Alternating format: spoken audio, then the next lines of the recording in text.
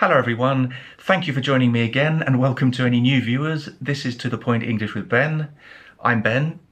Now, those of you who have been following my YouTube channel for a while will know that I make quite a lot of vocabulary videos, specifically advanced vocabulary videos. And usually the words that I teach in those videos have something in common. So they may be from the same part of speech. So I often teach 10 advanced adjectives, for example, or adverbs, or verbs, or nouns, or maybe chunks of vocabulary like phrasal verbs, collocations, and even proverbs. But the vocabulary that I'm going to teach in this video is a little different in that, apart from being advanced, these are all advanced words and phrases, the only other thing that they have in common is that they appear in the same article. Now, this is quite a short article, just containing 6 paragraphs, and it's actually taken from the C2 Proficiency Cambridge English exam. It's from the reading paper of one of the sample exams from the Proficiency Sample Tests book. And the reason I wanted to do this is because I want to demonstrate how much vocabulary you can get from just one short article. And of course, if you are preparing for a Cambridge English exam, where better to learn vocabulary than from the exam itself?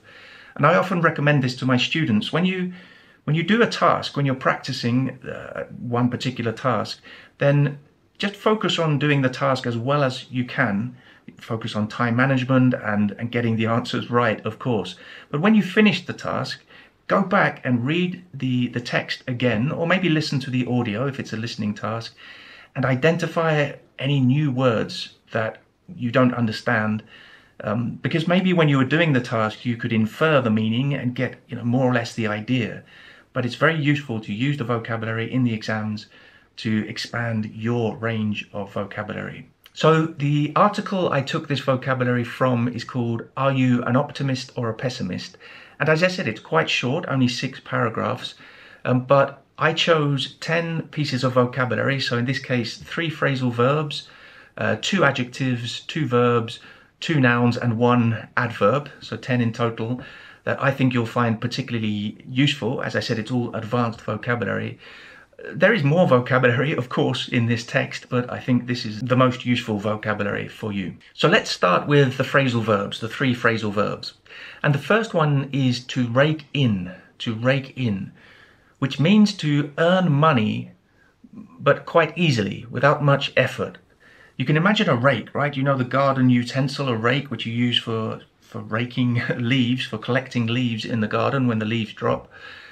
So you can imagine if instead of leaves, it's money on the floor, you just rake the money in. It's a very easy way to earn money, isn't it?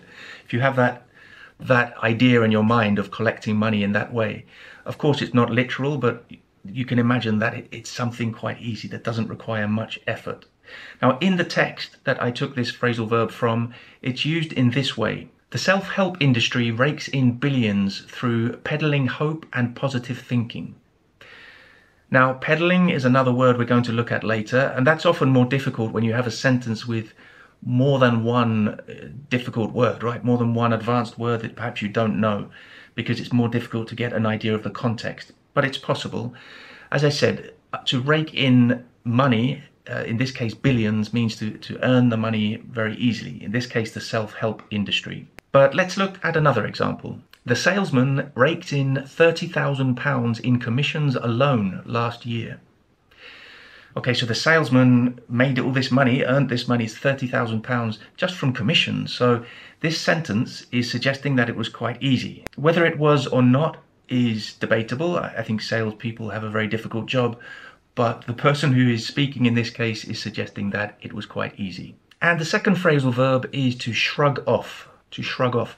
Now, the most common meaning of shrug off is to treat something with little importance. So often something negative that you don't really think is very important or doesn't affect you very much. So the action of to shrug on its own, just shrug, not as a phrasal verb, is this. To shrug is to lift your shoulders up.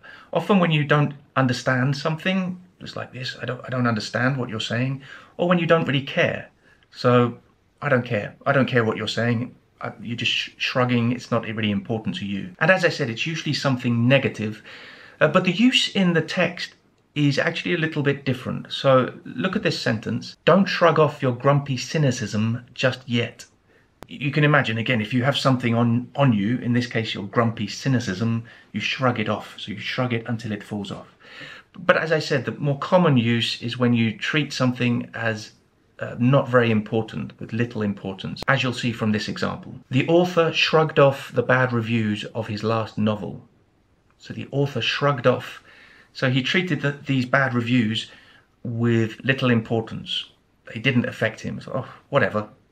Bad reviews, I don't care. I'm going to write my next book. I don't think these bad reviews are of any importance. Okay, this next phrasal verb is very advanced. It's also very colloquial, and it's mostly used in British English. My understanding is that it's not so common in American English, but it appears in this text. It is suss out, to suss out. And this basically means to realize or to understand or to discover something. A couple of other phrasal verbs which have a similar meaning are to work out and to figure out. So this idea of discovering something or finally coming to understand something. So in the text, this phrasal verb appears in this sentence. Pessimism helps us suss out dangers in our lives. So here they're saying that pessimism can help us understand or discover or realize the dangers that are in our lives. And I have another example for you, of course. Before starting the speaking exam, Maria tried to suss out her partner's English level. Okay, so imagine the Cambridge English exams again. So before the speaking exam, you should have a chance to speak to your partner, the person who's going to do the speaking test with you. And it's a good idea to talk to them and get an idea for, first of all, their personality and how you're going to interact with them, but also their English level. Try to understand or realize or discover or work out what their English level is. So Maria, in this case, was speaking to her partner in order to suss out her partner's English level, which is a good idea. Okay, let's move on to some of the other vocabulary from the text now. As I said, this is all advanced vocabulary, C1 or C2 level. And the first one is an adjective, which is staunch. Staunch, which has slightly different meanings in different contexts, but it basically means to be firmly loyal. So to be very loyal, or to be inflexible. It could be in a positive or a negative way, but usually it's quite positive. Or to be resolute in something. So we often use it in a collocation with words like a believer, a defender, so to be a staunch believer in something, or a staunch defender of something, or a staunch supporter of something. But also with other words like political words like socialist, to be a staunch socialist or Republican or conservative. So that means you're extremely loyal, firmly loyal or resolute. You're not going to change your opinion. You're very, very firm and inflexible. And in the text, it's used with pessimism. So they refer to staunch pessimism, which is a little bit strange, but it's suggesting that some people are inflexibly pessimistic, right? They're not going to change. They're always pessimistic. And perhaps they don't want to change. They don't want to be optimistic. They want to continue to be pessimistic. So they have this staunch pessimism. But my example is this. I'm a staunch believer that the best way to improve your English is by using it. Okay, so that's true, by the way.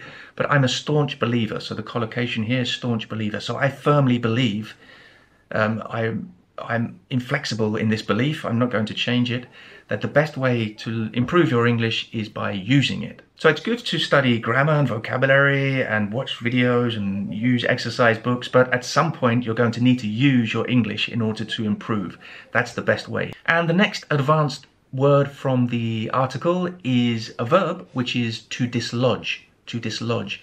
Now this means to force someone or something out of a position. So it's a position in which this person or thing is fixed. It could be sort of literally, something is lodged into something, or it may be more figuratively, which usually when we're referring to people, it's usually more figurative, because we're not talking about someone being stuck physically somewhere, it's just being in a position. But if you think physically, it could be like to dislodge a stone from your shoe, for example. You have a stone in your shoe and you need to force it out of that position, so you dislodge the stone. In the text, it's used in this sentence. We are always trying to dislodge each other's pessimism. So again, you'd need to read the whole article to understand the context, but we are always trying to dislodge each other's pessimism. So we have this pessimism firmly inside us, but other people try to dislodge this pessimism, so perhaps try to make us more optimistic. They try to help us be more positive and to cheer up a little. But let's look at another example. The objective of the protest was to dislodge the Prime Minister from power. So in this case, it's obviously figurative. You're not physically pushing or forcing the Prime Minister out of a position, but the Prime Minister holds a position of power as the leader of the country, and the protests of the people, the objective is to try and force the Prime Minister out of this position, to try to dislodge the Prime Minister from power. And the next word is an adverb, which is gloomily, which basically means in a gloomy way.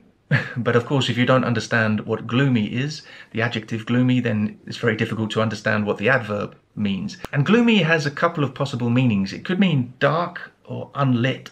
So a gloomy day is a very dark, cloudy day with no sun, or a gloomy room is a dark, unlit room, so maybe you just have a couple of candles, but it's very dark. But in a more figurative sense, again, it's used to describe an unhappy situation or person, or maybe depressing. So gloomily is unhappily or depressingly. And in the context of the article, the author writes, sit gloomily in a public place. Now, just for context, he's explaining, if you sit gloomily, so unhappily or with a depressed look on your face, then people will try to cheer you up. They'll try to make you happy. It's this idea of people who see pessimistic people, they try to dislodge this pessimism. They try to make you more optimistic and happier. So if you sit gloomily in a public place, people will come to try to cheer you up and make you more optimistic. But I think my example is better for you to understand this word, this adverb, and how we use it. The Economist gloomily predicted a recession. So the Economist gloomily predicted a recession. So unhappily, it's depressing. It's not good news, right? A recession is never good news. So the Economist was predicting this recession in a gloomy way, so gloomily. And the next word is trite, which is an adjective which refers to an idea or perhaps a phrase which is boring or dull because it has been overused. It's been used so much that it's become boring and lacks any originality, or it's just dull. Now in the text it's used with aphorism, so trite aphorisms. Now I'm going to explain what aphorisms are in a moment because these two words go together. But basically it's saying that these aphorisms are overused and in that therefore boring and uninteresting. So my example is, the film is entertaining, but the plot is trite and predictable. Okay, so perhaps this is a film review. In your Cambridge English exams, in the part 2 task, you may have to write a review of a book or a film, and you can use trite to describe the film or the book in general, or perhaps one aspect of the film or the book. In this case, it's focusing on the plot, so it was a trite plot. So moving on to aphorism now, which is a noun. Remember in the text, it's referring to these trite aphorisms. So an aphorism is an expression or a saying which expresses a general truth. In some ways, they are quite similar to proverbs. Proverbs generally express general truths, but perhaps the main difference is that aphorisms are shorter. So perhaps now you can understand why the author of the text used trite aphorisms. So these very common and famous expressions which are used so often that they lose their effect. They just become uninteresting and lacking originality. So in this case, I'm not going to give you a sentence which contains the word aphorism because that won't really help or be useful.